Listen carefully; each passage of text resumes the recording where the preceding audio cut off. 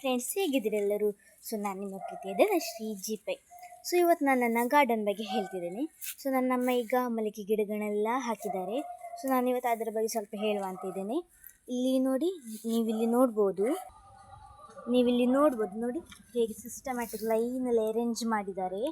So ನಾವು ನೋಡಿ ಇವತ್ತು ಇಲ್ಲಿ ಕೆಳಗಡೆ ಮೆಶ್ ಎಲ್ಲ ಹಾಕಿ ಒಂದು ಸಿಸ್ಟಮ್ಯಾಟಿಕಲ್ಲಿ ಇಡುವ ಅಂತ ಅಂದ್ಕೊಂಡಿದ್ವಿ. ಸೊ ಅದರ ಕೆಲಸ ಎಲ್ಲ ಮುಗಿದಿದೆ. ಇದು ನೋಡಿ ಎಷ್ಟು ಚೆಂದ ಕಾಣ್ತದೆ, ಸ್ಟ್ರೈಟ್ ಲೈನಲ್ಲಿ ಇಟ್ಟಿದ್ದಾರೆ. So total 22 ಗಿಡಗಳುಂಟು. ಮತ್ತು ಅವರೀಗ ಮೊಗ್ಗು ಕೊಡಲಿಕ್ಕೆ ಶುರು ಮಾಡಿದ್ದಾರೆ. ಮೊಗ್ಗು ಕೊಟ್ಟು ಒಂದು ದಿವಸ 300, 200, 100 ಎಷ್ಟಾಗ್ತದೆ. ಈಗ ಮಳೆಗಾಲ ಆದಾಗೆ ಅದಕ್ಕೆ ಮೊಗ್ಗುಗಳೆಲ್ಲ ಈಗ ಜಾಸ್ತಿ ಆಗೋದಿಲ್ಲ. ಆದರೆ 5, 4, 3, 6 ಅಷ್ಟೇ ಆಗೋದು, ಅದಕ್ಕಿಂತ ಜಾಸ್ತಿ ಆಗೋದಿಲ್ಲ. ಸೊ ನಾನು ಇವತ್ತು ಮಾತಾಡಿದ ಬಗ್ಗೆ ನಿಮ್ಮ ಅನಿಸಿಕೆ ಎಂತ ಉಂಟು ಕಮೆಂಟಲ್ಲಿ ಹಾಕಿ.